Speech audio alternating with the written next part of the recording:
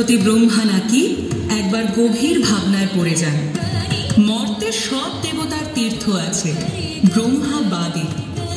এখন মর্তের কোথায় ব্রহ্মা তীর্থ গড়ে তোলা যায়? সেই সমস্যার সমাধান করতে ব্রহ্মা সর্বরত্নময় শিলা ছুঁড়ে দিলেন পৃথিবীর বুকে। সেই শিলা গিয়ে পড়ল চমৎকারপুর বলে একটি জায়গায়।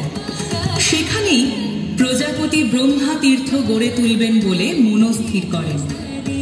তীর্থস্থানে পবিত্র নদী থাকা আবশ্যিক, কারণ 3 বেলা নদীর পবিত্র জল পূজার্চনার কাজে লাগবে। অতঃপর ডাক পড়ল দেবী সরস্বতীর। কেন? কারণ গতিশীল জ্ঞানের জন্য সরস্বতী নদী রূপে কল্পিত। হিমালয়ের সিমুর পর্বতে তার উৎপত্তি।